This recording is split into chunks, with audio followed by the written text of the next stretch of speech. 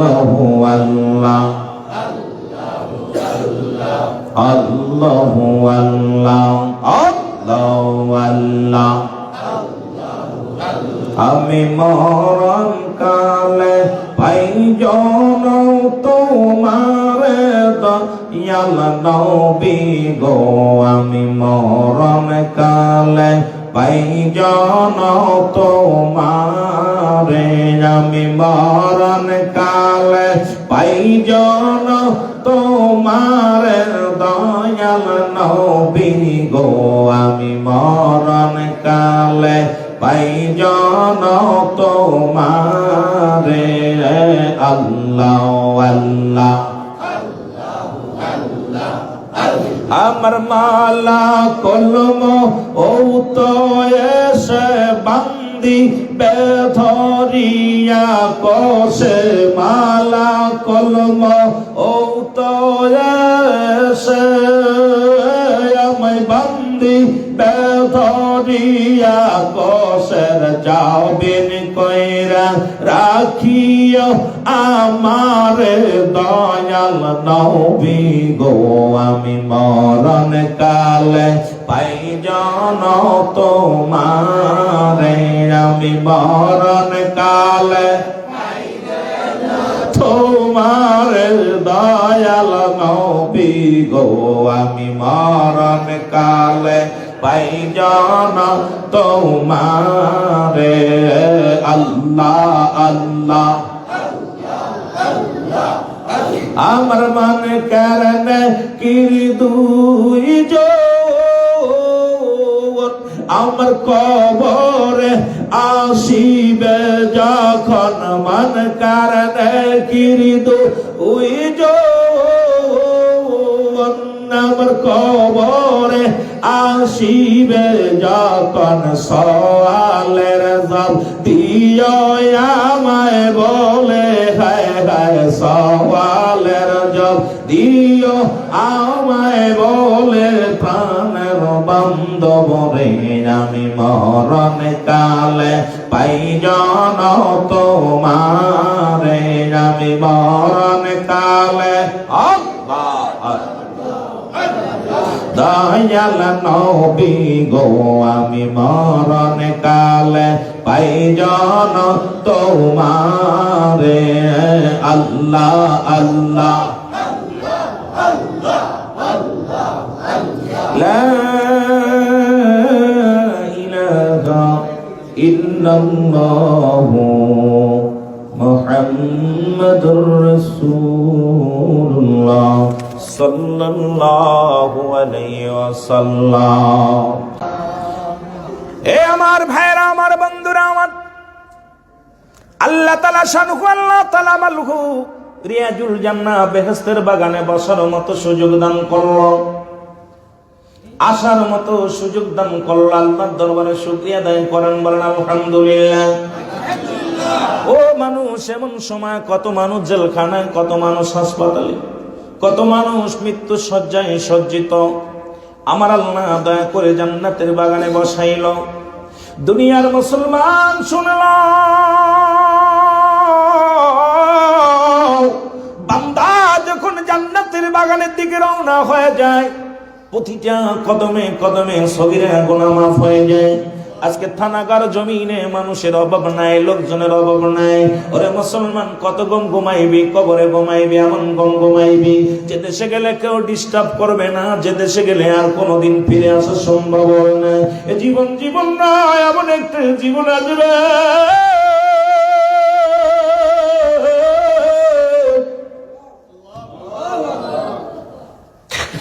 দুনিয়ার মুসলমান শুনেলো,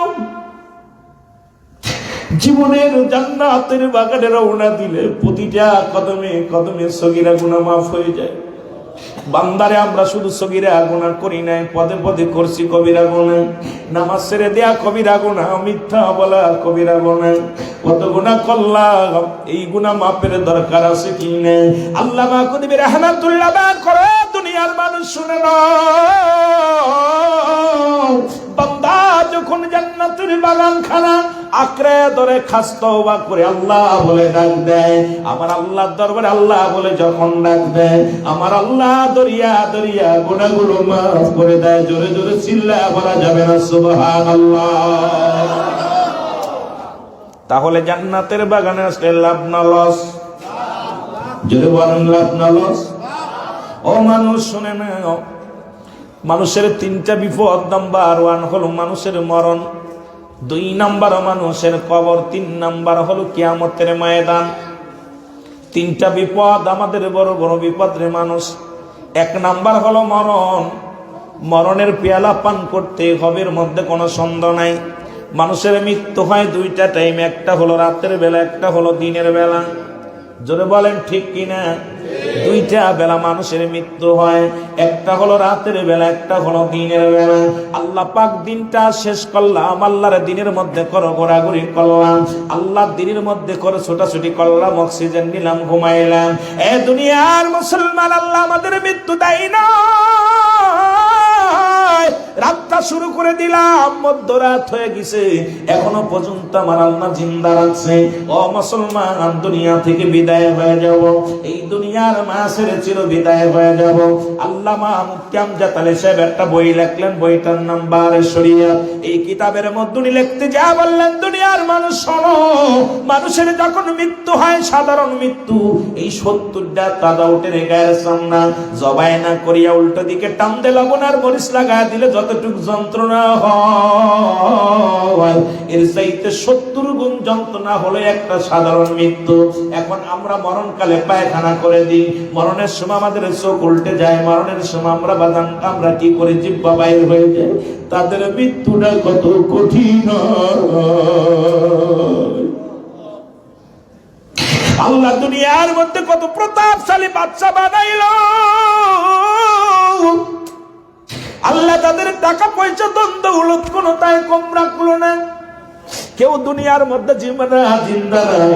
ফিরাউন নমরুদ কারণ যত বাহাদুরি করলো, কতই না টাকার বাহাদুরি করলো, কতই না মস্তান চেয়ারম্যান মেম্বার, কতই না টাকার মস্তানি, কত গায়ের মস্তানি দেখাইলো।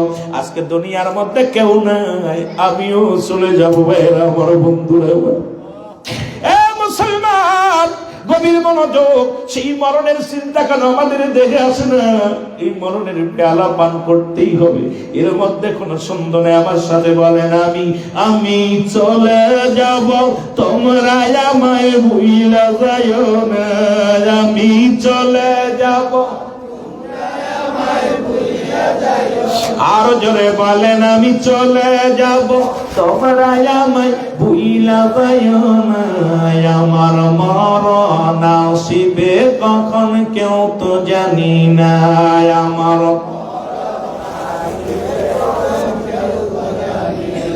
কেউ কি জানি কখন মরণ হবে? মাহফিলে গেছে মরে যায়, নামাজ হালাতে সিজদার মধ্যে যায় মানুষ মারা গেছে। সবচাইতে বড় কষ্ট দুনিয়ার মধ্যে, চারিদিকে গজব। এবার দেখেও কেন দেখো না? লঞ্চের ভিতরে আগুন, পানির ভিতরে আগুন, যে আগুন লিবানো হয় পানি দিয়া, সেই পানির উপরে মানুষ পুড়ে মারা যায়। পানি দেওয়ার মতো ক্ষমতা আল্লাহ রাখে নাই। 40 জন মানুষের বাদান চিনাক্ত হয় নাই। তাদের কি হয়েছে রে মুসলমান? শুনে নাও, তাদের গণকবর দেয়া হয়েছে। বিমানে আগুন লাগে দেখেছি, বাসের মধ্যে আগুন ধরে দেখেছি, ঘরের মধ্যে আগুন ধরে লেগেছি দেখেছি রে মুসলমান। কিন্তু বাদান লঞ্চের মধ্যে আগুন, পানির মধ্যে আগুন। এর চাইতে আর আমাদের দেখাইবে কি আল্লাহ? এমন একটা জামানা আছে, যে জামানা হলো মুসিবতের জামানা, গজবের জামানা। বাদানদের দিলের কান্ডা লাগা আলোচনা গুলো শুনবেন। আমার দয়াল নবী রাসূল আকরাম সাল্লাল্লাহু আলাইহি ওয়াসাল্লাম এই জামানার ভবিষ্যৎবাণী গুলো দিয়ে গেছে। এমন একটা জামানা আসবে, তসবির সুতা যেমন ছিঁড়ে গেলে মালা ধরে রাখা যায় না, এমন একটা জামানা আসবে, মানুষের একটার পর একটা বিপদ আসবে। এখন দেখেন, নার্গিস থেকে লাইলা, লাইলা থেকে বাদান, কত বাদান আমপান, তারপরে করোনা, এখন অবিকরণ, এখন শুরু হয়েছে মুসলমান আমাদের মধ্যে বিপদ আর বিপদ। ধরে ধরে চিল্লায় বলেন ঠিক কিনা? আমি চলে যাব, তোমরা আমায় ভুইলা যাইও না। আমি চলে যাব,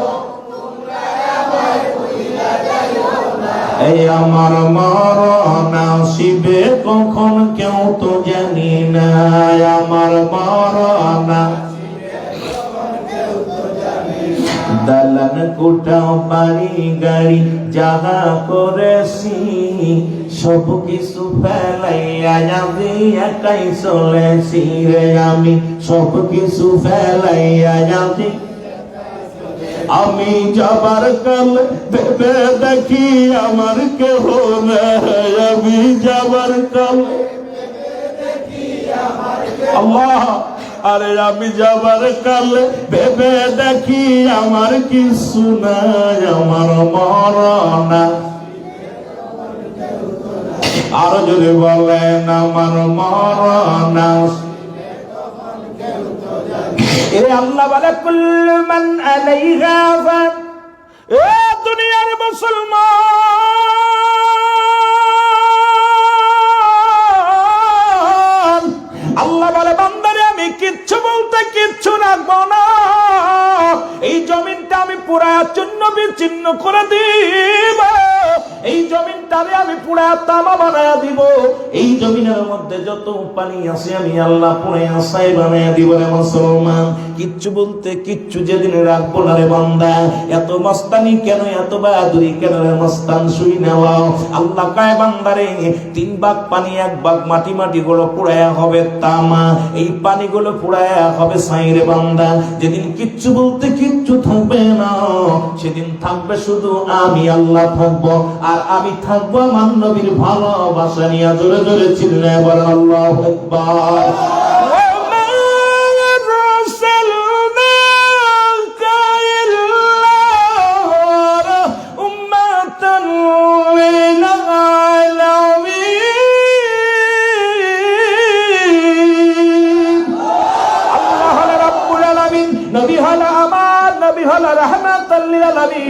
আমার আল্লাহ হলো রব্বুল আলামিন আল্লাহ যেদিন থাকবে একাকার হয়ে সেদিন নবীর ভালোবাসা নিয়ে থাকবে আল্লাহ আমাদের ওই নবীর ভালোবাসার প্রেমের মালা গলায় পরায়া দাও জোরে বলেন আল্লাহু আকবার এই পৃথিবী চিরদিন থাকার জায়গা নয় অন্ধকার কবর যে তোমার আসল ঠিকানাই রে মানুষ অন্ধকার কবর যে তোমার ঠিক কিনা বড় লোকরা মরে গেলে ছাদের মধ্যে রাখে কথা কয় না কে টিহেলা পয়সালা কত বাড়িওয়ালা গাড়িওয়ালা মরছে রাত্রে বেলা 3 তলা থেকে লাভায় রাখে নিচে জোরে কোন ঠিক কিনা এসি রুম থেকে লাভায়া খাট দিয়া কয় এই বাপরে কয় এই আমার আব্বারে তাড়াতাড়ি জলদি করে ভূত হয়ে গেছে তাড়াতাড়ি নামা জোরে কোন ঠিক কিনা এই পৃথিবী চিরদিন থাকার জায়গা নয় অন্ধকার কবর যে তোমার আসল ঠিকানাই রে মানুষ অন্ধকার কবর যে তোমার আসল ঠিকানা ঠিক কিনা আমি চলে যাব আমায় তোমরা ভুইলা যাইও না আমি চলে যাব আমায় তোমরা আমার মরণ আসিবে কখন কেউ তো জানি না আমার মরণ ডানে বামে মাটি আমার মাটির বিছানা ডানে বামে মাটি আমার মাটির বিছানা এ দুনিয়ার মুসলমান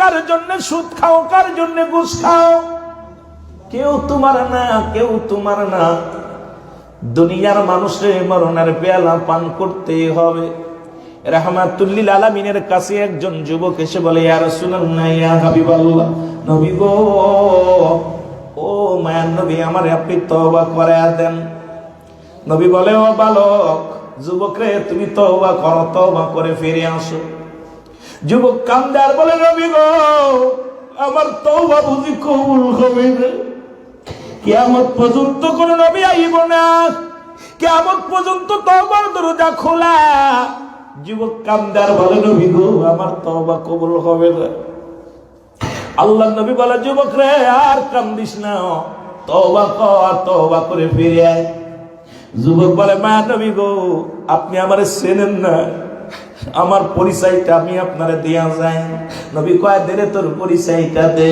কয় নবী গো এই মক্কা মদিনার মধ্যে কাপড়ের কাপড় চুরি হতো জানেননি? কয় হ্যাঁ।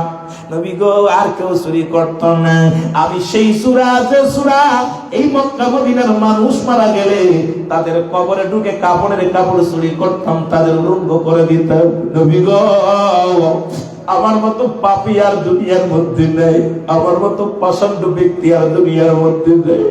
আমার নবী ডাক দেওয়ালা যুবক রে তুই চুরি করেছিস রে, ক্ষমা চা, আল্লাহ দরবারে মাপ চা, আমার আল্লাহ তোরে মাফ করে দিবে। ভালো করে তওবা করে কান্দে ফিরে আয়।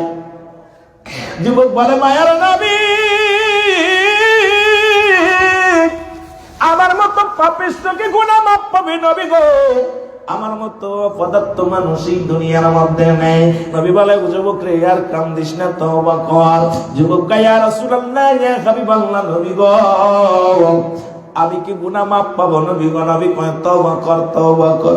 বলে নবী গো আমি শুধু কাপন চোর ছিলাম না, মানুষের কাপন চুরি করেছি, খালি এটা করে আমি ক্ষান্ত হই নাই। নবী কারো কি করছিস? কয় হুজুর আমার পাপের কথা যদি আপনিও জানেন এই দুনিয়ার মধ্যে আবার তার কদমের মধ্যে আমার জায়গা হবে না। নবী কয় যুবক রে কি অন্যায় করেছিস বল? বলে নবী গো কাপড়ের কাপড় চুরি করি অনেক দিন ধরে, এইটা আমি জীবিকা অর্জন করি নবী গো, অনেক দিন লাখার কোন মানুষ মরে না, কাপড়ের কাপড় চুরি করতে পারি না। হঠাৎ শুনি এই মহল্লার মধ্যে এক সুন্দরী মহিলা মারা গেছে নবী গো। এই মরা সংবাদ শুনিয়ে আমি চলে গেলাম, জলদি চলে গেলাম, যা দেখি হুজুর দামি কাপড় দিয়া তারে দাফন করাইল।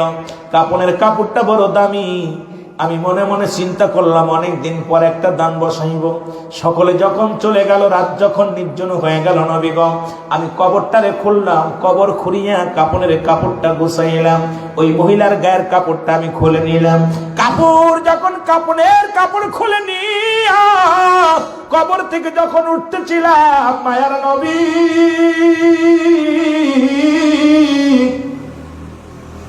আমার ভিতর থেকে কে যেন ডাক দে বলে যুবক সারা জীবন কাপড়ের কাপড় চুরি করলি, আজকে যার কবরে ঢুকছি এই কবরের মধ্যে বিশ্ব সুন্দরী শুয়ে আছে, একবার তাকায়া দেন।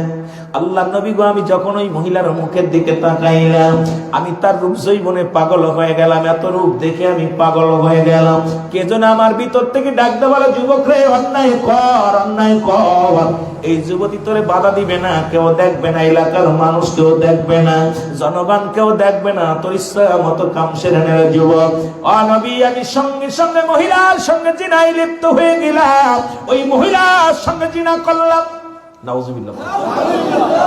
মহিলার সঙ্গে মরা ব্যক্তির সঙ্গে আমি জিনা করলাম। জিনা করে কাপড়ের কাপড় নিয়ে যখন উঠতেছিলাম কে যেন ভিতরে থেকে ডাকতে বলো যুবক আমি অসহায় মহিলা, আমার সঙ্গে যে ব্যবহার করলি রে যুবক পৃথিবীর কোন পুরুষ আমাকে দেখে নাই, আমি একজন সতী সাথী নারী ছিলাম, আমি পর্দাশীলতা নারী ছিলাম, দুনিয়ার মধ্যে আমার রূপ যৌবন আমি কাউকে দেখতে দিই নাই। যুবক রে আমার সঙ্গে অন্যায় করলি, আমি আল্লাহর আদালতে মামলা করলাম, আল্লাহ যেন কোনোদিন তোরে ক্ষমা করে না, আল্লাহ যেন কোনোদিন তোরে মাফ করে না। যুবক তোর মরা লাগবে রে, আমি অসহায় মহিলার সঙ্গে যা করলি আল্লাহ তোরে মাফ করবে না। ইয়া রাসূলুল্লাহ ইয়া হাবিবাল্লাহ। এরপরে আমি কাপড়ের কাপড় টান দিয়ে নিয়ে আমি বাড়ি আসলাম, বাড়ি এসে গোসল করলাম, গোসল করে রাত্রে যখন ঘুমাইতেছিলাম নবী গো এরপরে একটা রাত আমি ঘুমাইতে পারি না নবী গো।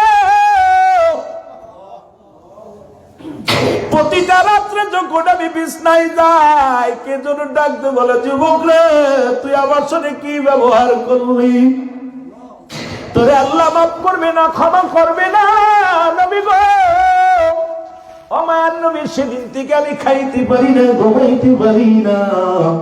মায়ার নবী গো দয়াল নবী গো আমারে ক্ষমা করে দেন, আমারে তওবা করায়া দেন। আল্লাহ নবী ডাকতে বলে যুবক রে তুমি দূর হয়ে যাও, তুমি এত বড় অপরাধ করেছো, তুমি আমার কদম থেকে দূর হয়ে যাও। বলে নবী গো, আপনার কদম থেকে যদি দূর করে দেন, কার কদমে জায়গা পাবো? নবী আপনি রাহমাতুল লিল আলামিন, আপনি উম্মতের জাবিন, গুনাহগারের অতি আপনজন মায়ার নবী, আপনার দরবারে এই আসামি হাজির হইয়াছে। বলেন আল্লাহর নবী, আপনার দরবারে এই আসামি, একটু জোরে জোরে চিল্লায় বলেন আল্লাহর নবী, আপনার দরবারে এই আসামি, আমার হাতে বেরি হাতে রশি পায়ে ভেরি, এ আসামি ফেরোয়ারি, পড়ি ধরাধনি কঠিন বিপদে।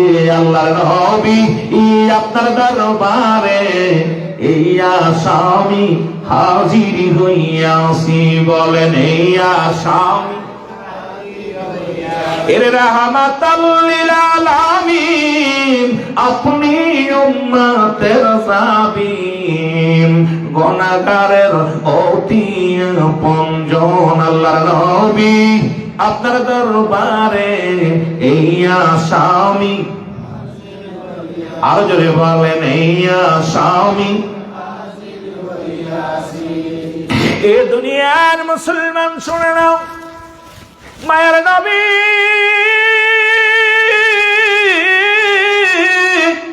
আপনার কদম থেকে যদি বিতাড়িত করে দেন, কোথায় যে কান্না নবী গো? আমার নবী বলে দূর হয়ে যাও। চলে গেলেন একদিন নয়, দুদিন নয়, 40টা দিন 40 রাত ঠান্ডা যুবক কান্দে, আল্লাহ আমারে তুমি মাফ করে দাও, আমারে তুমি ক্ষমা করে দাও। গাছের লতা পাতা খায় আর কান্দে, রাত ভরে দিন ভরে কান্দে, আল্লাহ আমারে কি ক্ষমা করে দিবেন আল্লাহ। কানতে কানতে চোখের পানিগুলো পড়তে পড়তে, চোখের পানি পড়তে পড়তে মুখের মধ্যে গা হয়ে গেছে। এ মুসলমান, ইলহাম পেয়ে গেলেন, তোর গুনাহ মাফ করে দিস আল্লাহ। যা রাসূলুল্লাহর কদমের মধ্যে, যে নবীর কদমের মধ্যে শুনে আসলেন, ডাকতে বলে মায়ার নবী, আসসালামু আলাইকুম। এ দয়াল নবী, নবী গো, আপনার কদমের মধ্যে আমি হাজির হয়ে গেছি। নবী কয়, তুমি আবার কেন আসছো?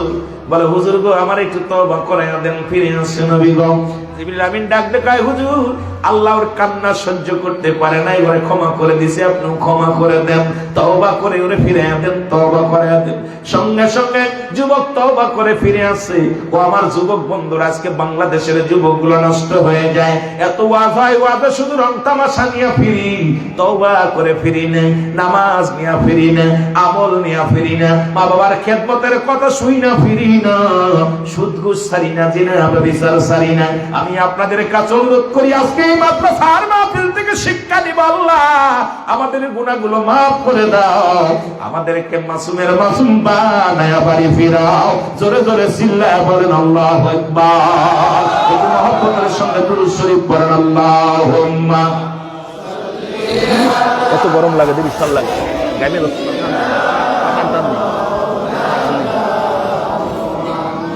ওয়ালা আলি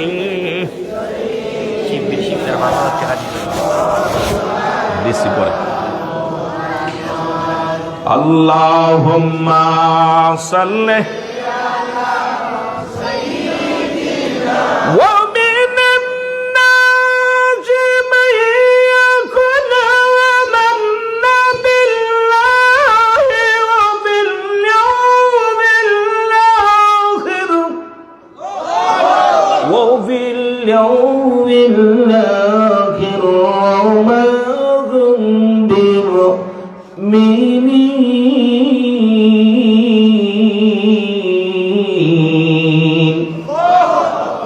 তৎকালীন জামানায় বেঈমান ছিল, এখনো আছে। নবীর কাছে যায় কত কই, হুজুর আপনার দলের লোক আমরা। রে বাটপারের বাটপার, যেরকম ঠিক কি না অমিনান নাস, মানুষের মধ্যে মায়া করে তারা বলবে আমার নাম আমরা ঈমান আনছি বিল্লাহি, আল্লাহর প্রতি অবিনাশ বিল আখিরাতের প্রতি বিশ্বাস স্থাপন করছি। ওমা কুম বিমুমিনিন, হাবিবগো আমরা মুমিন হয়ে গেছি, আমরা মুত্তাকিন হয়ে গেছি। ওয়াজ শুনতে আসে কয় আজকে ভালো হয়ে গেছি, সকালবেলা ফজরের নামাজ না পড়ে ঘুমায় আছি। কথা হয় না, কথা হয় না। হুজুরি আতটা নামাজ শিখছেন নি নামাজ শিখতা আল্লাহু আকবার আল্লাহু আকবার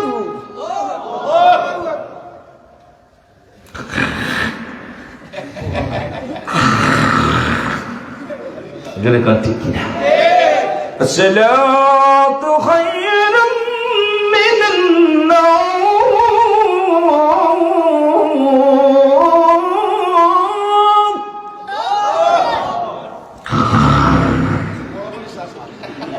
কথা বলেন আরে ওয়াজ বাংলাদেশে ওয়াজের অভাব নাই শ্রোতার অভাব নাই আমলের অভাব জোরে বলেন ঠিক কিনা সবাই জাননেওয়ালা সবাই জাননেওয়ালা ব্যান চালক করু দেন পকেটের ভিতরে ওয়াজ শুনে শুনে কাদু কি তাই তেরি হুজুর এরম কয়ে থাকে জোরে কোন ঠিক কিনা হুজুর এরম বইলা থাকে জোরে বলেন ঠিক কিনা আল্লাহ আমাদের কবুল করে জোরে বলেন আমিন আরো জোরে বলেন আমিন বিসমিল্লাহির রহমানির রহিম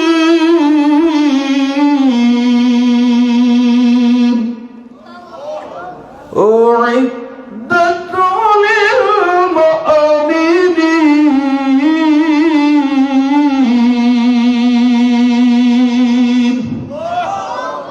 আরে মুমিন মুত্তাকিনদের জন্য শুভ সংবাদটা দিয়েছে আমার আল্লাহ আত্মা জান্নাত প্রস্তুতি করে রাখছি ইমানদার বেঈমানদের জন্য নয় সেই জান্নাতে কি যেতে চান কি চান না প্রস্তুতি করে রাখছে কয়টা কথা কয় না কেন আজকে জান্নাত যারা চিনতেছে না ওরা ওই পারে কেমনে চিনবো থানাগর মানুষ আজকে জান্নাতই চেনে নাই পরপারে জান্নাত কেমনে চিনবো এত সুন্দর ব্যবস্থা খাবার ব্যবস্থা তাবারকের ব্যবস্থা নবীজির ঘরের সামনে এটাই চিনতেছি না এটা চেনে না ওটা চেনে কেমনে গো কিতাব কই জোর ঠিক কিনা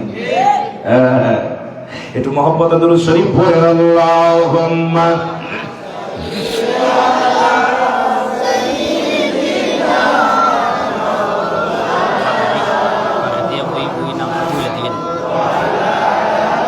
মারহাবা মারহাবা আমাদের আজকে যিনি আজকে কিনা শিবলি সিদ্ধার নাকি উনি আল্লাহ পাক ৫,০০০ টাকা আজকের এই মাহফিলে অনুদান দিছে আল্লাহ তাআলা কবুল করুন জোরে বলেন আমিন আরো জোরে বলেন আমিন এই ওয়াজটা করে দিবেন ছাত্রদের আর সাত শিক্ষকের ওয়াজটা করে দিই যেহেতু টাকা আয়া গেছে এবার ওয়াজের নদী ঘুরে যাবে তাই না ঠিক কিনা একটু মহব্বতে দুরূদ শরীফ পড়েন আল্লাহুম্মা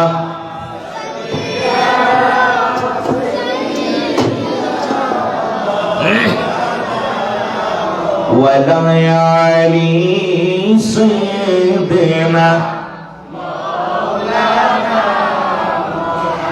علينا ولي الله لا خوف عليهم ولا هم يحزنون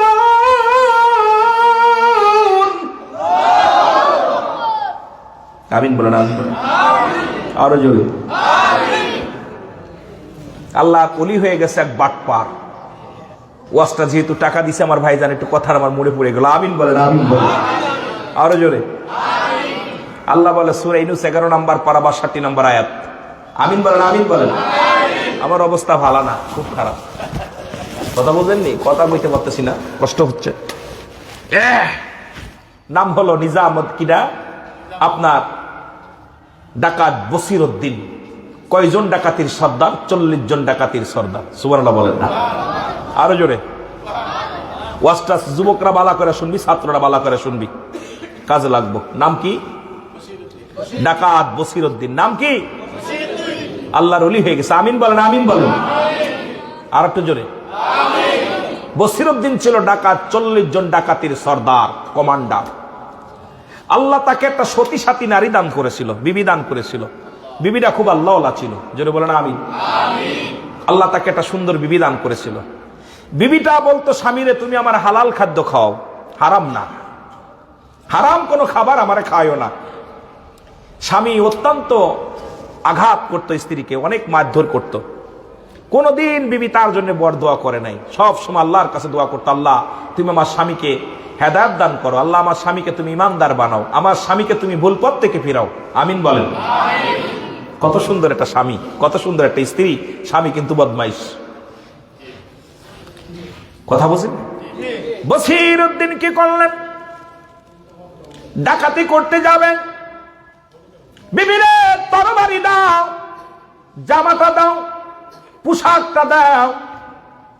বসিরউদ্দিনের হাতে পোশাক এনে দিয়া বলে, স্বামী, ও আমার প্রাণের স্বামী, আপনার কাছে একটা দাবি করি, আমি খাইতে চাই না, পড়তে চাই না, আপনি আমাকে 5 ওয়াক্ত নামাজের জন্য একটু সুযোগ করে দিবেন এবং আমাকে কি করবেন, আমাকে আপনি হালাল খাদ্য খাওয়াবেন, হারাম খাবার খাওয়াবেন না। স্বামী কয়, বিবি রে, আমার হুকুম মতো চললে চলবে, না হয় বাড়ি থেকে বাইর হয়ে যাবি। আঘাত করলেন, মারতে মারতে বসিরউদ্দিন বিবিকে মেরে ঘর থেকে তাড়া দিলেন, ঘরের বাইরে করে দিলেন। বিবি কান্দে, বসে বসে কান্দে। ডাকাত বসিরউদ্দিন চলে গেলেন ডাকাতি করতে। পথের মধ্যে যখন পোশাক পরিধান করতেছিলেন, এমন সময় একটা মাদ্রাসার তালবে ইলমের কান্নার আওয়াজ শুনতে পাইলেন। একটা মাদ্রাসার সোনার পাখি, কোরআনের পাখির কান্না আওয়াজ শুনতে পাইলেন। বসিরউদ্দিনের কানে যায় কান্নার আওয়াজটা লেগে গেলেন। বসির ডাকাতের সর্দার ডাকতে বলে, বন্ধুরা তোমরা দাঁড়াও, এই জঙ্গলের মধ্যে কে যেন কান্দে, আমি দেখে আছি, একটু কান দেখে। ডাকাতের ছেলেরা বলে, হুজুর, আপনার মতো দুর্দশা সন্তারাস, আপনার দিলে আবার মায়া আসেনি, মানুষের কান্না শুনে মায়া লাগেনি। কয়, দাঁড়া আমি দেখে আসি। যা দেখে রে, একটা মাসুম বাচ্চা বসে বসে অন্ধকারে বসে বসে কান্দে। ডাকতে বলে, বালক রে, তুমি কেন কান্দো? ডাকতে বলে, আমার দুঃখ আপনারে বললে কি আপনি কি করবেন? কয়, তুমি বলো না তোমার কি হয়েছে, তুমি কাঁদছো কেন? বালক বলে, হুজুর, এই দুনিয়ার মধ্যে আমার আপন বলতে কেউ নাই। আমার জনম দুঃখিনী মা দুনিয়া থেকে বিদায় হয়ে গেছে, আমার আব্বা বিদায় হয়ে গেছে, আমার আপন বলতে কেউ নাই। আমি ওই মাদ্রাসায় লেখাপড়া করি। হুজুর, আমি গরিব মানুষ, সমস্ত ছেলেরা রাত থেকে কেরোসিন তেল জ্বালাইয়া, বাতি জ্বালায়া লেখাপড়া করে। হুজুর, আমার তেল কেনার ক্ষমতা নাই, আমার কে তেল কিনে দিবে? আমার মা নাই, আমার বাবা নাই, আমার তেল কিনে দেওয়ার মতো কেউ নাই। সকালবেলা বন্ধুরা সবক পড়বে, আমি সবক পড়তে পারবো না, সবক দিতে পারবো না। আমার মতো এত বড় দুঃখী, পড়ালেখা করতে পারছি না বলে চোখের পানি ছেড়ে কান্দি। বসির কয়, ও বাবা, তোর মা বাবা কি হয়েছে? কয়, হুজুর মারা গেছে। মাও নাই, আমার আব্বা যুদ্ধের ময়দানে গিয়েছিল, একটা যুদ্ধে গিয়েছিল, সেখান থেকে নিহত মারা গেছেন। আমার মা এটা সহ্য করতে পারে না, এরপরে মাও দুনিয়া থেকে বিদায় হয়ে গেছে। আমি বড় একাকার, আমার মতো এতিম এই দুনিয়ার মধ্যে আর বুঝি কেউ নাই। ডাকাত বসিরউদ্দিন ডাকতে বলে, বাবা,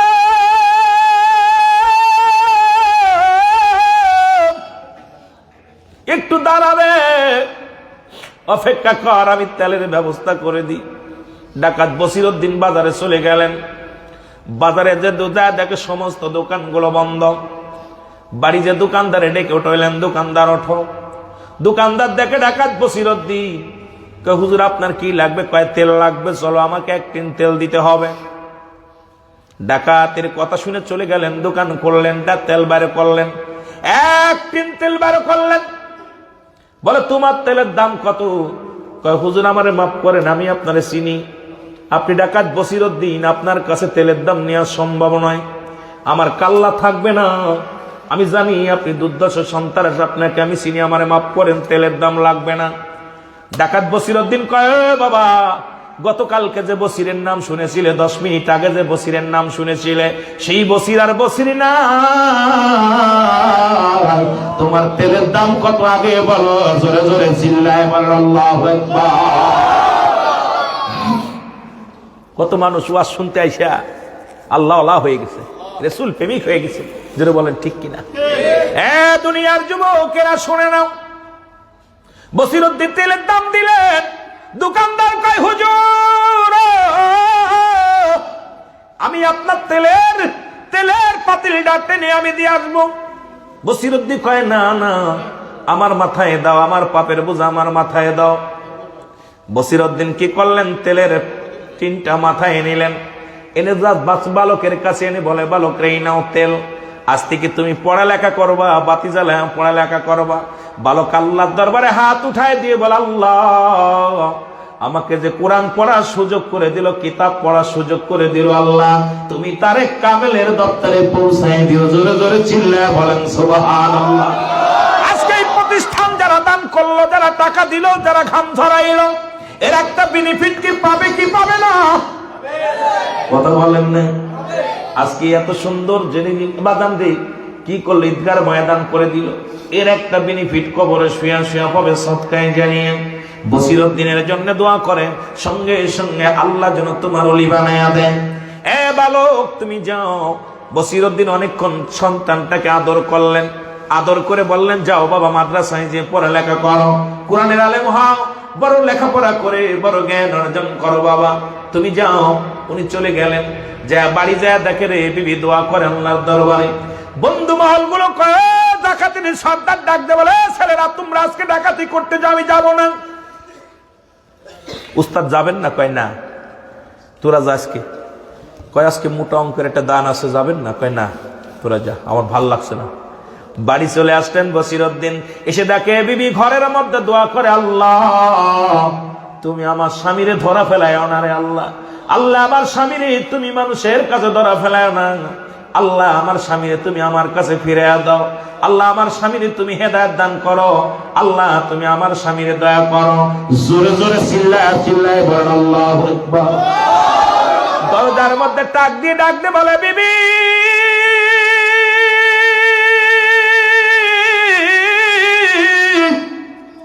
আমি তোকে এত মারা মারলাম, এত গালি দিলাম রে, এত কষ্ট দিলাম, তুই আমার জন্য দোয়া করিস রে বিবি। বিবি রে তুই আমার এত ভালোবাসিস। বিবি ডাকতে কয়, স্বামী রে আয় আয়, আমি আপনার জন্য কেমনে আমি বড় দোয়া করি, আল্লাহ আপনাকে হেদায়েত দান করুন। এ স্বামী আপনি ফিরে আসেন, অন্যায় পথ থেকে ফিরে আসেন।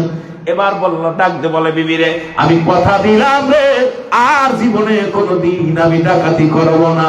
জোরে জোরে চিল্লায়া বলা যাবে না মারহাবা। আমি কথা দিলাম বিবি রে, এত মারার পরে তুই আমার জন্য দোয়া করিস। জঙ্গলের মধ্যে ছোট শিশু বাপ মাহারা কান্দে। বিবি শুনে নাও, আমি কথা দিলাম জীবনে আর কোনোদিন ডাকাতি করব না, অন্যায় করব না রে বিবি, আল্লাহ যেন আমারে ক্ষমা করে দেয়। সকালবেলা দুজনে মিলে চলে গেলেন এক আল্লাহর ওলির কাছে, ডাকাত কুতুবউদ্দিন বখতিয়ার কাকির দরবারে চলে গেলেন। জোরে জোরে চিল্লায় বলেন মারহাবা। কুতুবউদ্দিন বখতিয়ার কাকির দরবারে যায় বায়াত গ্রহণ করলেন আর বললেন, হে আল্লাহর ওলি, আমি বিগত দিন অন্যায় করেছি, জুলুম করেছি, মানুষের মাল হারাম করেছি, আমি বড় অপরাধী। আমার সতী সাথী বিবিকে কত আঘাত করেছি, কত না মারেছি রে। হে আল্লাহর ওলি, আমি আপনার দরবারে বায়াত গ্রহণ করলাম, আল্লাহ যেন আমার ভালো করে দেয়, ইমানদার বানিয়ে দেয়। আল্লাহর ওলি ডাকা বাজান, আল্লাহর ওলি বাজান কুতুবউদ্দিন বখতিয়ার কাকি যখন বায়াত করায়া দিলেন, সঙ্গে সঙ্গে আল্লাহর দরবারে খারাপ পথ থেকে ফেরার কারণে, ঈমান আনার কারণে, আমল করার কারণে ডাকাত বসিরউদ্দিনকে আল্লাহ আল্লাহর ওলি বানায়া দিয়েছে। জোরে বলেন মারহাবা। এমন এমন ভালো কাজ করার কারণে আল্লাহ অনেক খুশি হয়ে যায়। জোরে বলেন ঠিক কিনা? আজকে যে মাদ্রাসা দান করছে, আসার পর প্রাণটা জুড়াই গেছে। প্রিন্সিপাল স্যার কইতেছি যে এত সুন্দর মাদ্রাসা, বাউন্ডারিটা, এরপরে এত সুন্দর ঈদগাহ, প্রাণটা চোখটা জুড়ায় যাচ্ছে যে এই মাদ্রাসায় যারা পড়ালেখা করে, আপনাদের তালবেলেম গুলো কোরআনের শিক্ষা নেয়, এখানে হাদিসের শিক্ষা হয়, দুইটা, এই মাদ্রাসায় দুইটা জিনিস শেখানো হয়। সেটা হলো এই মাদ্রাসায় পড়ালেখা করে এক হলো সুন্নি হয়, এটা বাতিলি মাদ্রাসা না, সুন্নি মাদ্রাসা, আলিয়া মাদ্রাসা। এই মাদ্রাসার ছেলেরা যখন লেখাপড়া করে দেখা যায় বাপ মার জন্য দোয়া করে, তারা নবীরে সালাম দেয়। জোরে বলেন ঠিক কিনা? জোরে বলেন ঠিক কিনা? এই মাদ্রাসায় পড়ে, মাদ্রাসা দুইটা লাইন, একটা লাইন আছে তারা কিন্তু মাদ্রাসায় পড়ে বড় আলেম হয়, মা বাবার জন্য দোয়া করে না, দুরুদ পড়ে না, মিলাদ পড়ে না, কিয়াম করে না, নবীর হাজার নাজার মানে অনেক কিছু আছে। কিন্তু এই আলিয়া মাদ্রাসায় যখন পড়ালেখা করে, সুন্নি কায়দায় যখন পড়ে, এই মাদ্রাসার ছাত্ররা বাবা মার জন্য দোয়া করে, বাবা মার জন্য দোয়া করে, রাসূলের উপরে দুরূদ ও সালাম পাঠ করে। এরা কি করে? ইচ্ছা করলে চাকরি করতে পারে, এরা ইচ্ছা করলে আপনার পুলিশ হইতে পারে, ইচ্ছা করলে দারোগা হইতে পারে, ইচ্ছা করলে এমপি মিনিস্টার সব হইতে পারে। আবার এরা মাঝখানে কোরআনের এলেম অর্জন করতে পারে, যে কোরআন দ্বারা ইহকাল পরকাল দুইটাই হাসিল করতে পারে। জোরে বলেন ঠিক কিনা? আরো জোরে বলেন ঠিক কিনা? আলেমা সাহেব অনেকে ঘৃণা করে। আরে মিয়া, ঘৃণা যে করো, দুনিয়ায় পেটে যদি ক্ষুধা লাগে, এখন কয় আগে ইবাদত। ইবাদত কই থেকে আসে? সকালবেলা না খাইলে দুপুরে গায়ে বল থাকে না। কথা কন না কেন? দুপুরে গায়ে বল থাকে না, হার্ট স্ট্রোক করে, এরপরে থরথর করে কাঁপে, কয় লো প্রেসার। কথা কন না কেন? তাহলে আমার এই মাদ্রাসায় শিক্ষা দিনে এলেম, পাশাপাশি কোরআনের তালিম, হাদিসের তালিম, ফিকহের তালিম, সব বিষয় তালিম দেওয়া হয়। ইংরেজি, বাংলা, সমাজ বিজ্ঞান সবকিছু পড়ানো হয়। মাঝখানে বোনাস কোরআন হাদিস আমরা শিক্ষা অর্জন করে আমি কি করতে পারি? বাপ মার জন্য দোয়া করার সুযোগটা আমরা পেয়ে যাই, যেটা ও মাদ্রাসা অন্য স্কুলে পড়ে পাই না, মাদ্রাসায় পড়ে পাই। জোরে বলেন ঠিক কিনা? কথা কন না কেন? এই মাসের ছেলেরা পুলিশ হয়েছে না, সেনাবাহিনী হয়েছে না? কথা কন না কেন? ডাক্তার হয়েছে না, মাস্টার হয়েছে না? কথা কন, কথা কন। তাহলে এমনই এলেম অর্জন করাতে হয়। দুইটা বিষয় সব দিক থেকে আমাদের খেয়াল রাখা লাগবে। যে মালিয়া মাদ্রাসা থেকে ছোট ওয়ান থেকে লেখা পড়ানো, দাখিল পর্যন্ত লেখাপড়া যখন করে, এই ছেলেটা দেখা যায় তার ভিতরে কোরআনটা সহিভাবে পড়া শিখে যায়। অনেকে কয় আলিয়া মাদ্রাসায় কিচ্ছু হয় না। আরে কিচ্ছু হয় না, অনেকগুলো সাবজেক্টের কারণে। আমরা তো একটা সাবজেক্ট এরা পড়ে থাকে না। এখন বর্তমান মানে 11-12টা সাবজেক্ট।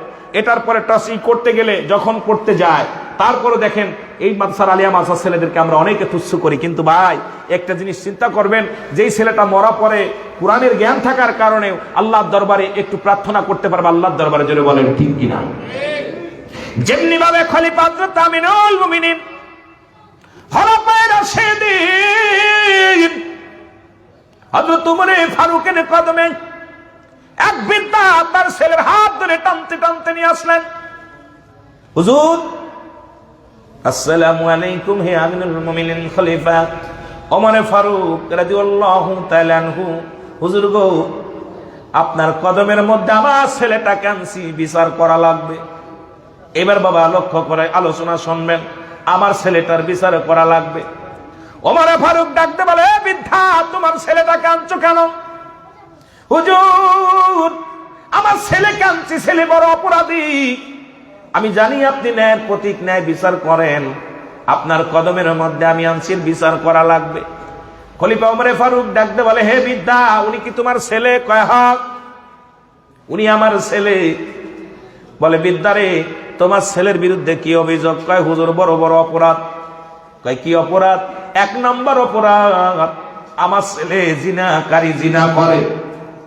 হযরত ওমর ফারুকের চোখ দুইটা বড় লাল হয়ে গেছে। ডাকতে বলে, বৃদ্ধা, তুমি তোমার ছেলের বিরুদ্ধে অভিযোগ করলা জিনাকারীর বিরুদ্ধে, 2 নম্বর অপরাধ কি? কয়, হুজুর, আমার ছেলে মাদক সেবন করে।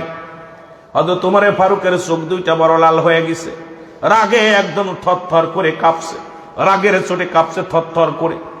3 নম্বর অপরাধ, হুজুর, আমার ছেলে মানুষ হত্যা করছে, মানুষ হত্যা করছে, এর কঠিন বিচার করা লাগবে। খলিফা হযরত ওমর ফারুকের চোখ দুইটা বড় লাল হয়ে গেছে। ডাকতে বলে, যুবক রে, তোমার বাবা যা বলছে সত্য কিনা? ও যুবক, বলো। 1 নম্বর অপরাধ, তুমি নাকি জিনা করছো। বলে, জি হুজুর। কয়, তুমি জিনাকারীর শাস্তি জানো, বিচার জানো? কয়, হুজুর, আগে জানতাম না, এখন শুনেছি। হ্যাঁ খলিফা হযরত ওমর ফারুক, আগে আমি জানতাম না জিনার অপরাধ কি, এখন আপনার কদমের মধ্যে আসি জানতে পেরেছি। আপনি যে বিচার করবেন, আমি বিচার মাথা পেতে মেনে নিব। জোরে জোরে চিল্লায় বলেন আল্লাহু আকবার। না নিয়ে হবে কি? হযরত ওমর যে রাস্তাতে যায়, সে রাস্তায় মাস্টার ইবলিস পর্যন্ত ভয়তে যায় না, ঠিক কি না? খলিফা হযরত ওমর ফারুক ডাকতে বলে, যুবক, 2 নম্বর অপরাধ, তুমি মাদক সেবন করো। বলে, জি হুজুর। করে, তোমার 2 নম্বর অপরাধ, তুমি মাদক সেবন করো, এর অপরাধের শাস্তি তুমি জানো? কয়, হুজুর, জানতাম না, এখন শুনেছি। 3 নম্বর অপরাধ, তুমি মানুষ হত্যা করেছো। বলে, জি হুজুর। কয়, 3 নম্বর অপরাধের তুমি বিচার জানো কি? কয়, হুজুর, জানতাম না, এখন জানছি। ডাক দেওয়ালা, যুবক রে, তুমি এখন অনুশোচনা হও না, তওবা করো নাই, আমি উমরের সামনে দাঁড়ায় তুমি ভুল স্বীকার করো নাই, সুতরাং তোমাকে শিরচ্ছেদ করা হবে। কয়, হুজুর, আপনার আইনে যেটা হয় এটাই করেন। হুজুর আমিনুল মুমিনিন খলিফা হযরত ওমর ফারুক, আপনি যে বিচার করবেন আমি সেই বিচার মাথা পেতে মেনে নিলাম। জোরে জোরে চিল্লায় বলেন আল্লাহু আকবার। ডাকতে বলে, যুবক রে, ও যুবক, তুমি তওবা করো নাই, ফিরে আসো নাই। কয় হুজুর আমি যখন আমার আব্বা ফজরের নামাজটা পড়ে মসজিদ থেকে বাইরে হলো, আমার আব্বা আমাকে ডাকতে বলে, যুবক যেতে হবে উমরের কদমের মধ্যে। আমি আপনার নাম শুনে একটু দেয়া বেয়াদবি করি নাই। আব্বা যখন হাতটা ধরছে, আমি আমার বাবার পাশ আপনার কদমের মধ্যে আসছি। আমার যদি অন্যায়, গুরুতর অন্যায় করেছি, স্বীকার গেছি হুজুর। যদি অপরাধ মার্জনা হয় মার্জনা করবেন, না হয় যে বিচার করবেন সমস্ত বিচার আমি মাথা পেতে মেনে নিলাম। খলিফা ডাকতে বলে, তুমি এখনো তওবা করো নাই, ফেরো নাই, তোমাকে শিরচ্ছেদ করা হবে। এত বড় অপরাধীকে বাঁচায় রাখা সম্ভব নয়। দুনিয়ার যুবকেরা শুনে নাও। খলিফা বললেন, ওমর ফারুক বলতেছে, উচিত তরবারি নিয়ে আসো। তরবারি আনা হলো, খোলা তরবারি নিয়ে সামনে হাজির করা হলো, তোমাকে গর্দান কাটা হবে। খলিফা বলার সঙ্গে সঙ্গে যুবক বলে, হুজুর খলিফায়ে রাশিদিন আমিনুল মুমিনিন, আপনি যে বিচার করবেন আমি বিচার মেনে নিলাম। আপনি আমাকে শিরচ্ছেদ করবেন মেনে নিলাম, তবে আমার বিচারের আগে আমার বাবার বিচারটা আগে করা লাগবে। জোরে বলেন আল্লাহু আকবার। বিচার আমি মেনে নিছি, আপনি আমাকে শিরচ্ছেদ করবেন, আমার গর্দান নিয়ে নিবেন, মানছি, কিন্তু আমার বিচারের আগে আমার বাবার বিচারটা করা লাগবে। খলিফা হযরত ওমর ফারুক বলে, যুবক তুমি কার বিরুদ্ধে অভিযোগ করো? তুমি কি জানো না উনি তোমার পিতা হয়? কয় জানি হুজুর, উনি আমার পিতা। কয় তোমার পিতার বিরুদ্ধে অভিযোগ করো না, তোমার সাহস তো মন্দ না। বলে হুজুর আপনার কাছে ন্যায় বিচার পাবো, এই ন্যায় বিচার পাওয়ার জন্য আমি বাবার বিরুদ্ধে অভিযোগ করছি। কয় যুবক রে, তোমার কি অভিযোগ বলো? বলে এক নাম্বার অভিযোগ হুজুর, সে আমাকে একটা ভালো মা দেয় নাই। আমাকে যে মাটা দিছে সেই মা হলো জিনাকারিনী, সেই মাটা হলো বেপরদায় চলাফেরা করে, সেই মাটা হলো পরপুরুষের সঙ্গে চলাফেরা করে। হুজুর এক নাম্বার অপরাধ আমার মাটা ভালো দেয় নাই। হুজুর আমাকে এমন একটা মা দিছে, সে মা থেকে আজকে আমি ভালো হতে পারি নাই। আমাদের ফ্যাটকারি ভালো না, মাল ভালো হওয়া সম্ভব নয়। এই জন্য মাদ্রাসার ছাত্রীগুলো ফ্যাটকারি ভালো, এই মাল থেকে ভালো, ফ্যাক্টরি থেকে ভালো মাল পাওয়া যাবে। জোরে বলেন ঠিক কিনা? হুজুর যুবক বন্ধুরা, আমি আপনাদেরকে বলে যাই, সুন্দরী পূজারি হোস না, ধলা পূজারি হোস না। প্রয়োজন হলে একজন রিক্সা চালকের মেয়ে বিয়ে কর, প্রয়োজন হলে একজন ভ্যান চালকের মেয়ে বিয়ে কর, একজন দিনমজুরের বিয়ে কর। যে মেয়েটা কোরআন পড়তে পারে, যে মেয়েটা পর্দা করে চলাফেরা করে, যে মেয়েটা হাদিসের জ্ঞান আছে, কোরআনের জ্ঞান আছে, ওই মেয়ের মা তার শ্বশুর শাশুড়ির খেদমত করে, ওই মেয়েটা চলাফেরা নমনীয় ভাবে চলাফেরা করে, এমন একটা মেয়ে যদি তোমার ঘরে যায়, এই ফ্যাক্টরি থেকে ভালো মাল পাওয়া সম্ভব। কারণ প্রাথমিক বিদ্যালয় হলো মায়ের কোল। ওই মা জিনাকারী বেগানা পুরুষের সঙ্গে চলাফেরা করে, এর থেকে ভালো মাল পাওয়া সম্ভব নয়। জোরে জোরে বলেন ঠিক কিনা? হুজুর এক নাম্বার অপরাধ আমার আব্বা, সে আমাকে ভালো একটা মা দেয় নাই, মাটা ভালো দেয় নাই।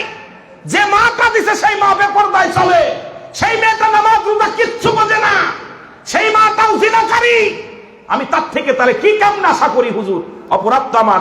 আল্লাহু আকবার। রাখবে 1000 টাকা দিছে, মারহাবা বলেন, মারহাবা বলেন, মারহাবা বলেন। সব প্রস্তুতি করে রাখেন, টাকার প্রস্তুতি আসতেছি আমি। একটু মহব্বতে দুরূদ শরীফ পড়েন। আল্লাহুম্মা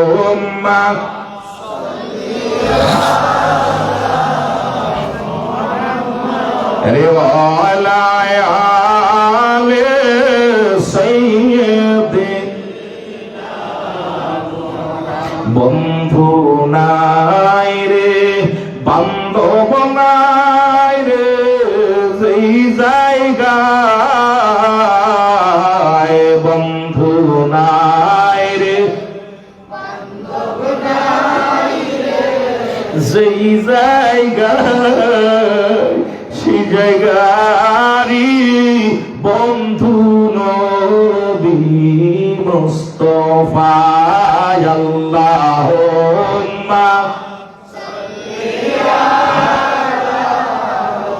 আমি যখন আমার জীবনে প্রথম আমি জাপলংয়ে প্রোগ্রাম আসলাম, তখন ফুলতলি কেবলা সাহেব উনি জীবিত, ওনার মাহফিলে উনি প্রধান অতিথি ছিলেন। আমি তখন দাড়ি মোছ ওঠে নাই, এই মিলাদটা উনি পড়েছিল। এরকম যখন উনি এইরকম সুর দিছিল না, তবে সুরটা আমার হয়তো আমার ব্যতিক্রম, যে একজন এক সুর। আমার চোখের পানি সেদিন ঠেকায় রাখতে পারছিলাম। নবীদের মিলাদে নবীর দুরূদ পড়ার পর দেখছি হাউ হাউ করে কাঁদতেছিল মুসল্লিরা। আল্লাহুম্মা সাল্লি আলা মুহাম্মাদ ওয়া আলা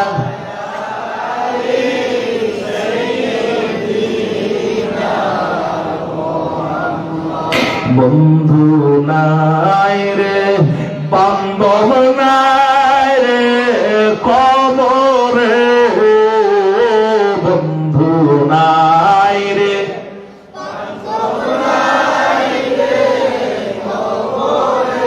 ওরে জাগারি বন্ধু নবী আপনার যে আল্লাহুম্মা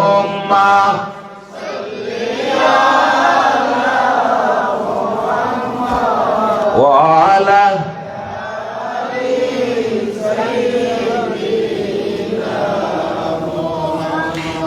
দুনিয়ার যুবকেরা খলিফা আমিরুল মুমিনিন ডাক দেওয়ার যুবক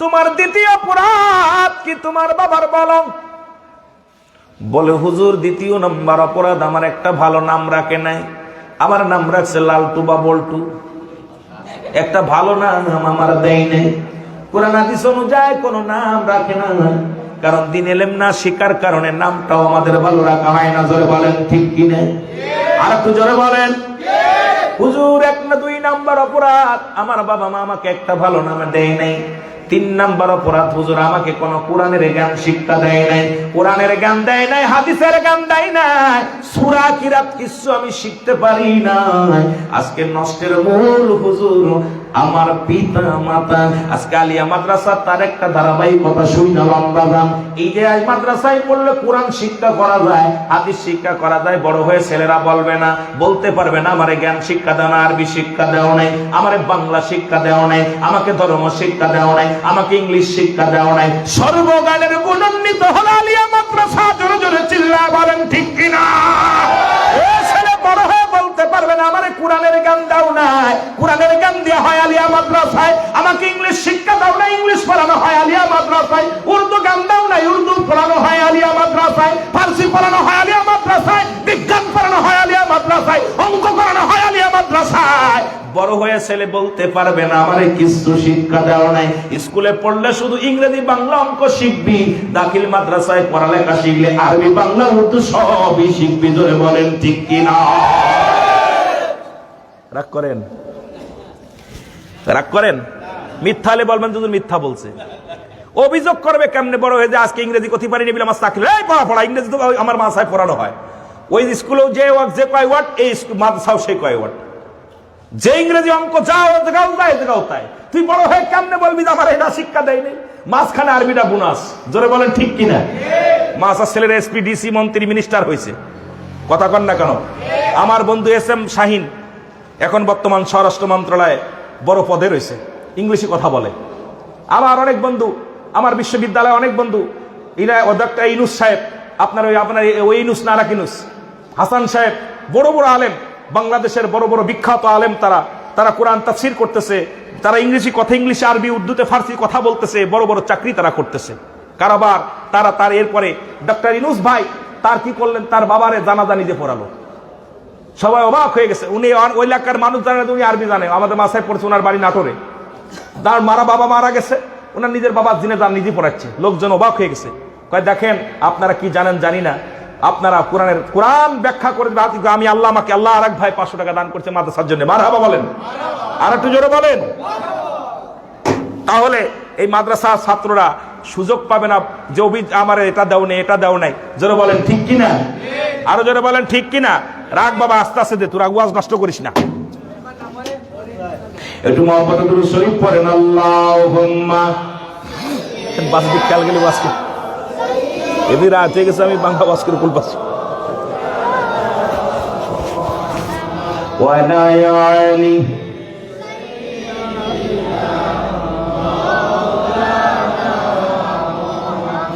দুনিয়ার যুবক বন্ধুরা 3 নম্বর অপরাধ আমার বাবার বিচার করা লাগবে আজকে সমাজের দোষ জাতির দোষ মহল্লার দোষ দি কপালের দোষটা নিজেরা নিই না ঠিক কিনা আরো জোরে বলেন রাসূলের সুন্নাত তরিকায় সন্তান দুনিয়ার মধ্যে আগমন করে না। এটা ওয়াজটা করার দরকার ছিল আপনাদের বাদান এমপি সাহেবের, চেয়ারম্যান সাহেব, মেম্বার, চেয়ারম্যানের পক্ষ থেকে আমি ওয়াজটা করে যাই। আজকের ওয়াজ মাহফিল আজকে চেয়ারম্যান সাহেবের পক্ষে ইউনিয়নের ওয়াজ করে যাই, আমি শুনালাম। সন্তান যখন রাসূল বলছে ছেলে মেয়ে যখন দুনিয়ার মধ্যে আগমন করে, সর্বপ্রথম যখন ডেলিভারি হয় এই সন্তানের গায়ে অনেক রক্ত পানি লেগে থাকে। এটা সুন্দর নেকড়া দিয়া বা ভালো বাঁধা পরিষ্কার কাপড় দিয়া গায়ের ময়লাগুলো মুছাইয়া দাও। যদি গোসল করাইতে পারো গোসল করাইয়া দাও।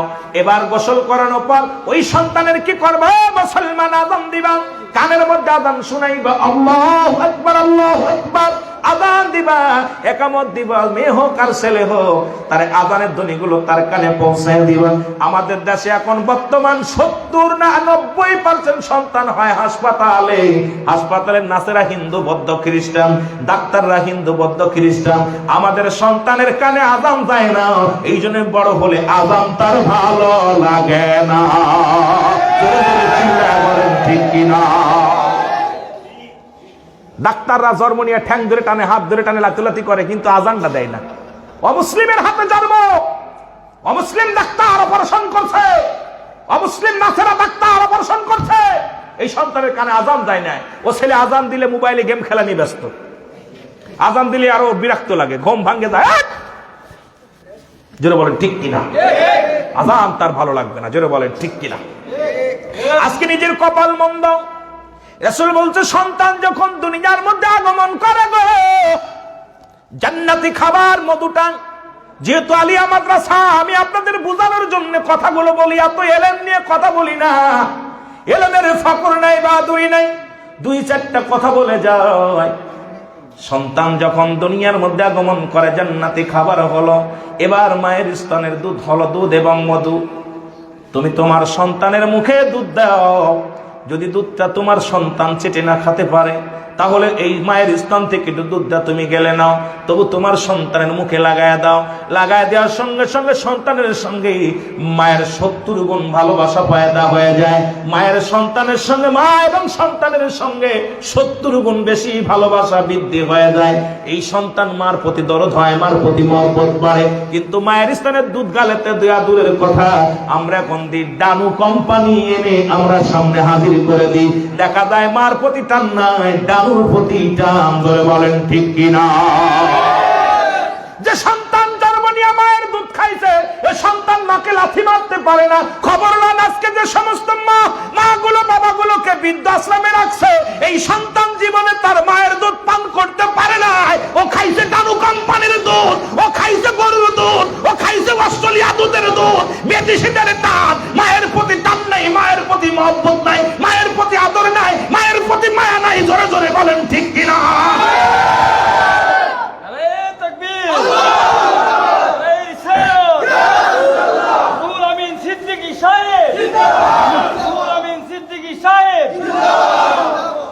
বিশ্বাস হয় না আপনাদের? আমি বৃদ্ধাশ্রমে গেছিলাম গত সপ্তাহে। খিলখ্যাত একটা আপনার খিলখ্যাতে হাউস বিল্ডিং এর মালিক, যিনি আপনার নাম শুনেলেন, উনি হলো আপনার হাউস বিল্ডিং এর মালিক, যিনি ওনার মাহফিল আল্লাহ আমাকে অনেকবার করেছি হাউস বিল্ডিং এর মালিকের, যিনি ওনার মাহফিল করেছি। ওনার মাহফিলে গরু জব করে 4-5 লক্ষ টাকার মাহফিল, চেয়ার দেয় মাহফিলে, বিশাল মাহফিল করে। এই মাহফিলে আমি হাজির হয়েছি, পাশেই বৃদ্ধাশ্রমে গেছি। আল্লাহর কসম, বেশি বেশি শিক্ষিত মানুষগুলো বৃদ্ধাশ্রমে, বেশি বেশি শিক্ষিত মানুষগুলো। একজন মানুষকে ধরলাম, তিনি ছিল প্রাইমারি স্কুলের হেডমাস্টার, ছেলে 2টা লন্ডন, আপনাদের সিলেট বাড়ি লন্ডন বাড়ি, 2টা ছেলে লন্ডন, ছেলে আর একটা ডাক্তার। দাদা আপনি এখানে? কয় ভাই দুই, আমার 2 ছেলে লন্ডন আছে, এক ছেলে বাড়িতে আমার দেখতে পারে না। বউতি আমাকে অনেক আঘাত করে, ছেলে দায় ঠিক আমার এখানে রেখে গেছে, মাঝে মাঝে খোঁজ নেয়। আমার পুরা কপাল যে আমি ছেলেদেরকে কোরআন শিক্ষা দিতে পারিনি, হাদিস শিক্ষা দিতে পারিনি। তাদেরকে আমি লন্ডন পাঠাইছি, অথচ কোরআনের একটা বাণী তাদের শিখাইতে না পারার কারণে আজকে আমার বৃদ্ধাশ্রমে জায়গা। আল্লাহু আকবার বলেন। এই হাউস বিল্ডিং এর মালিক, যিনি হাউস বিল্ডিং এর মাসুম দেওয়ান, নামটা শুনে নেন। আমি আল্লাহ পাক আমার একাধিকবার মাহফিল করার সুযোগ হয়েছে, ঢাকার মধ্যে বড় বড় প্রোগ্রামগুলো করি। তখন আবার আরেকটা লোকের কাছে গেলাম, উনি খ্রিস্টান। উনাকে বললাম ভাইজান আপনার কয় ছেলে মেয়ে? কাঁদতেছে। আমি কান্দেন কেন? কয় ভাইজান আমার 4 ছেলে, 4টা ছেলে বড় বড়। কয় তাদেরকে সব বড় বড় অফিসার করছে, আমিও অফিসার ছিলাম, কিন্তু একটা ছেলেকে আমি জ্ঞান ইসলামের জ্ঞান না দেই, খ্রিস্টান যিশুর অনেক জ্ঞান দান করছে, কিন্তু যিশুর সে জ্ঞান আমি তাদের দিতে পারি নাই। না দেওয়ার কারণে আমার বৃদ্ধাশ্রমে দেখলাম 90% শিক্ষিত মানুষই ওই বৃদ্ধাশ্রমে, আর এদের সন্তানও বড় বড় ডিগ্রিধারী তারা, কিন্তু একজন আলেমের পিতা, একটা আলেমের পিতা পাইনি। আপনারা খোঁজ নেন, পাইলে আমার ধরবেন। একটা আলেমের যারা কোরআন হাদিস পড়তে পারে, একটা হাফেজ সাহেবের বাবা, একটা মৌলানা মুফতি সাহেবের বাবা মা বৃদ্ধাশ্রমে নাই। বড় শিক্ষিত ছেলে মেয়েরা, বড় শিক্ষিত ছেলে মেয়েরা, বাপ মা তাদের বৃদ্ধাশ্রমে আছে। বিশ্বাস হয় না? বিশ্বাস হয় না? না হলে আমার কথা না বিশ্বাস আপনি জেনে দেখবেন, জেনে দেখবেন। দুনিয়ার যুবকগুলো শুনে নাও, সন্তান বাবার সঙ্গে খারাপ ব্যবহার করে, মার সাথে খারাপ ব্যবহার করে, এর জন্য আমরা দায়ী, বাবা মা দায়ী। 3 নাম্বার রাসূল বলছে, সন্তান যখন দুনিয়ার মধ্যে ভূমিষ্ঠ হয়, মধুটা জান্নাতি খাবার এটা ঠোঁটের সঙ্গে তুমি মিশিয়ে দাও। যদি তা না পাও, মিষ্টি জাতীয় কিছু খাবার তার ঠোঁটের মধ্যে লাগায় দাও। লাগা দেওয়া পান এই সন্তান বড় হয়ে গাঁজা মদ ইয়াবার প্রতি আসক্ত হবে না। কারণ যে সন্তান দুনিয়ার মধ্যে জন্ম নেয়, তার কথার মধ্যে মিষ্টি, তাকে কথা দিয়ে মানুষকে কষ্ট দেয় না। কিন্তু আমাদের এমন ভাষা, এই মুখের ভাষা, রাসূল বলছে 2টা জিনিস হেফাজত করতে পারবে যে আমি নবী তার হাত ধরে জান্নাতে নিয়ে যাব। আমাদের আলিয়া মাদ্রাসায় পড়ানো হয় হাদিস শরীফের মধ্যে, ও মুসলমান, 2টি হলো, একটা হলো 2 পায়ের মধ্যে বস্তু, একটা হলো 2 গালের মধ্যে বস্তু, একটা হলো জিহ্বা, আর একটা হলো 2 পায়ের মধ্যে বস্তু, যেটা স্থান পুরুষলিঙ্গ স্ত্রীলিঙ্গ। এই 2টা অপচয় করবে না, স্বামী স্ত্রী ব্যতীত অপচয় করবে না। এই মুখ দিয়ে কাউকে কষ্ট দিবে না, মুখ দিয়ে কাউকে গালি দিবে না। আল্লাহ নবী তার হাত ধরে জান্নাতে নিয়ে যাবে, ধরে বলেন ঠিক কিনা? মুখ দিয়া কথা, আরে মুখ দিয়ে কথা বলতেছে, ছুরি মারলে যে আঘাতটা না পায়, মুখের কথা আঘাত পাচ্ছে, জোরে বলেন ঠিক কিনা? আমার বন্ধুগণ শুনলাম, 4 নাম্বার রাসূল বলছে সন্তানের নাম রাখার বিষয়ে বলছে। সন্তান যখন ভূমিষ্ঠ হয় 7টা দিন অতিবাহিত হয়ে যাবে। এই 7 দিনের একদিন আগেও নাম রাখা দূরত্ব নয়। সন্তান যখন 7 দিন বয়স হবে, সর্বপ্রথম তার নখগুলো কেটে দাও। এই নখটা কাটা, এই হাত থেকে কাটা সুন্নাত, রাসূলের সুন্নাত ভালো করে লেখে নেন। শাহাদাত আঙ্গুল মোবারক, এই আঙ্গুল থেকে শুরু করে ভাবে কাটতে যাবেন, এরপরে কাটবেন, সর্বশেষে এটা কাটবেন। এরকম পায়ের গুলো কাটবেন, হাতের গুলো কাটবেন। এবার আপনার মাথার, সন্তানের মাথা যদি একটু শক্ত হয়, চুলগুলো চেঁচে দেন। আমি ভালো করে বুঝাই, বৈজ্ঞানিক যা বলতেছে, বৈজ্ঞানিকরা যা বলতেছে, রাসূল যেটা বলে গেছে, বাজান ইসলামের আদর্শ যেটা বলে, সেটা আমি আপনাদেরকে বুঝাইতেছি। বর্তমান প্রেক্ষাপট নিয়ে কথাগুলো বলতেছি। মুসলমান, দুনিয়ার যুবক বন্ধুরা শুনে নাও, গভীর মনোযোগ। সন্তানের মাথার চুলগুলো ফেলে দাও, না হয় তুমি চেঁচে দাও। যদি মাথা নরম হয়, মাথার চুলগুলো ছেটে দাও। যদি শক্ত হয়, কেটে ফেসে ফেলো। একটা সুন্দর নাম রাখো। যদি ছেলে হয় 2টা প্রাণী, মেয়ে হয় 1টা প্রাণী করে তুমি আকিকা করলা, কোরবানি করে আকিকা করো। গরিবত্তার কারণে ছেলে হলে যদি 1টা প্রাণী কাটিয়া জবাই করি আকিকা করো, তবুও সুন্নাতে রাসূল আদায় হয়ে যাবে। যদি তোমরা কোনো প্রাণী কাটতে না পারো, আল্লাহর দরবারে প্রার্থনা করো, আল্লাহ আমার মেয়ে আমার ছেলের সুন্দর একটা নাম রাখলাম, আল্লাহ তাআলা তুমি ইসলামের কবুল করে নাও, ইসলামের খাদেম হিসেবে কবুল করে নাও। জোরে জোরে চিল্লা বলা যাবে না মারহাবা। একটা সন্তান আমরা আলেমরাও রাখতেছি না। আমাদের মাগুরা জেলা বলে, গোফে তেল গাছে কাঁঠাল, গাছে কাঁঠাল গোফে তেল। এখন বিয়ের রাত্রে নাম রাখা শেষ। বিয়ে থা হয়েছে, স্বামী স্ত্রী এখনো বাসর হয় নাই, এখনো মিলন হয়নি। স্বামী কইতেছে নার্গিস, কয় কি? কই লেখাপড়া জীবনে চিন্তা করছিলাম যদি আল্লাহ একটা বাচ্চা দেয়, আমাদের ছেলে হলি নাম রাখবো শাহরুখ খান। কি নাম? জোরে বলেন কি নাম? শাহরুখ খান। বিবি কইতেছে, আমি তো যখন কলেজে পড়তাম মনে মনে নিয়ত করছি, যদি একটা মেয়ে হয়, আমার মেয়ে হলেই ভালো, মেয়ের শখ বেশি। যদি মেয়ে হয় নাম রাখবো কারিনা। কি নাম রাখবো? কারিনা। দেখা যায় এখনো মিলনই হয় না, আর বাচ্চা তো দূরের কথা। এখন তো আমাদের সমাজে 7 মাস 6 মাস হলেই আলট্রাসাউন্ড করার পর ডাক্তার বলতেছে এটা ডাক্তার, মেয়ে হবে ছেলে হবে। দেখা যায় নাম রাখা অলরেডি কমপ্লিট। ইসলামী তরিকার মধ্যে, সুন্নি তরিকার মধ্যে নামগুলো হচ্ছে না। রাসূল বলছে জন্মের 7 দিন পর আকিকা করে নাম রাখতে, আর আমরা নাম রাখি গর্ভের মধ্যে থাকতে। জোরে বলে ঠিক কিনা? আমরা নাম রাখতেছি বিয়ে করার আগে, আমরা নাম রাখতেছি বিয়ের রাত্রে, আমরা নাম রাখতেছি বাসর রাত্রে। আমাকে সন্তান ভালো না মন্দ হবে, কথা হয় না, কথা হয় না কেন? আজকে জাতি নষ্ট করতেছি আমরা। এই জন্য মাদ্রাসায় তালবে ইলম ছাত্রদেরকে মাদ্রাসায় দেন। এই শিক্ষাগুলো আমাদের ফিকা পড়ানো হয়, হাদিস পড়ানো হয়, ইবতিদাই আপনার দাখিল মাদ্রাসা ইবতিদাই থেকে শুরু করে আমাদের কুদুরি সাবজেক্ট, ফিকা সাবজেক্ট, আপনার ফিকা সাবজেক্ট গুলো, আরবি সাবজেক্ট গুলো, সমস্ত গ্রামার গুলো, মাসলা মাসাইলের বই, যে ফিকা সাবজেক্টটা সবগুলো লেখা আছে এর ভিতরে, ঠিক কিনা হুজুর? ফিকা সাবজেক্ট গুলো, যার মধ্যে বিস্তারিত কখন মেয়েরা কখন সাবাল্যক হয়, সাবাল্লিকা হয়, মানুষ কখন কি করে, সব বিষয় বিস্তারিত। আপনার ছেলে যখন ওই চোখে পড়বে, পড়ার পর ওর কিন্তু জ্ঞান পরিবর্তন হয়ে যাবে। এখন আপনাদেরকে অনুরোধ করি, মাদ্রাসায় ছেলেদেরকে তালবেলেন বানান, এই মাদ্রাসায় লেখাপড়া করান, দোয়া করবে। দেখেন আদম আলাইহিস সালাম দোয়া করে, কি দোয়া করে? রব্বানা যালামনা أنفسنا وإن لم تغفر لنا وترحمنا لنكونن من الخاسرين الله أكبر আদম আলাইহিস সালাম বলে রব্বানা জালামনা, আমার আল্লাহ আমি জালিমদের অন্তর্ভুক্ত হয়ে গেছি, আমার তুমি ক্ষমা করে দাও। এখন যদি কোনো ব্যক্তি আদম রে জালিম বলে, তার ঈমান থাকবে নি? কথা কয় হুজুর আমি কইছি না, হুজুর কইছে না এটা? আদম আলাইহিস সালাম কই রব্বানা জালামনা, কিনা কইছে? কথা বলেন, উস্তাদরা আছে, আমি ছাত্র। আদম নিজে কইছে আল্লাহ রব্বানা জালামনা, এ আল্লাহ আমি জালিমদের অন্তর্ভুক্ত। আদম তো নিজেই বলছে আমি জালিমদের অন্তর্ভুক্ত হয়ে গেছি, আমার ক্ষমা করে দাও। এখন আদমরা যদি কোনো মৌলবী কয়, কি বলে যে আমরা আদম আলাইহিস সালাম জালিম, তার ঈমান যাবে না থাকবে? আমার নবী কাম তোমাদের মতো মানুষ, এখন আমার নবীর যদি মানুষ ভাবি, তাহলে কি আমাদের ঈমান থাকবে না যাবে? কথা হয় না।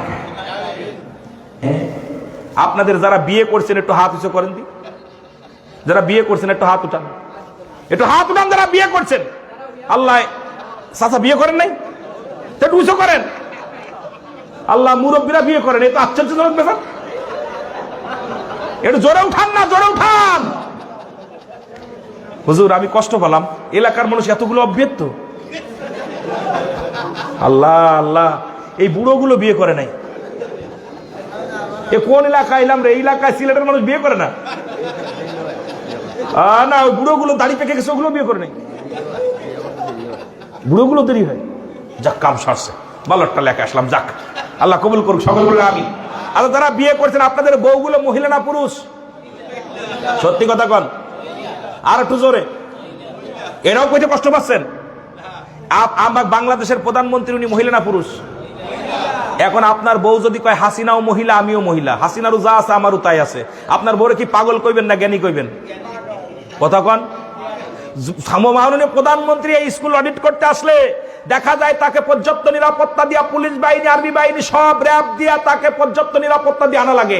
আর আপনার বউ আসলে পাছা সিমটি কাটতে কাটতে পাছায় ঘা হয়ে যায়। এখন আপনার বউ যদি কয় হাসিনাও মহিলা, আমিও মহিলা, বর্তমান জামানায় কিছু মৌলবী ভাই রয়েছে, ভাই নবীও মানুষ, আমরাও মানুষ। ঠিক কিনা? বুঝাবো কি? কথা কয় না। আমারই ব্যর্থতা না আপনাদের ব্যর্থতা আল্লাহ জানে। কথা কয় না কেন? কথা কয় না কেন? আমাদেরকে এই সমস্ত আলেমদেরকে থেকে বুঝার তৌফিক দান করুক, সকলে বলুন আমিন। আমার বন্ধুগণ শোনালাম, আমি ওদিকে গেলে অনেক সময় নষ্ট হয়ে যাবে। যদি বন্ধুরা আমার খলিফা হযরত ওমর ফারুক ডাক দে বলে, বৃদ্ধা তুমি তোমার প্রস্তুতি হও, তোমার বিচারের জন্য, তোমার বিচার কঠিন বিচার হবে। অন্যায় তুমি করেছো, সন্তানের বিচারের দাবি করো। যুবক বন্ধুরা শুনে নাও, দিলের কান্ডা লাগা শুনে নাও। অনেকের বাবা দেখা যায় তসবি ছাড়ে না, ছেলে মেয়েদের হাত ছাড়ে না। কথা বল, কথা বল। অনেকের বাবার হাতে তসবি ছাড়ে না, অনেকে গাজার পন্ডা, অনেকের ছেলে ছাড়ে না। কথা বল। বাবা হাতে তসবি, তসবি আর হলো যায় নামাজ, ছেলের হাতে গাজার পন্ডা, মদের বোতল, ধরে বলেন ঠিক কিনা? তাহলে আপনি মনে করেন বাঁচবেন? বাঁচতে হলে একমাত্র ইসলামী শিক্ষা, ইসলামী শিক্ষার বিকল্প নাই।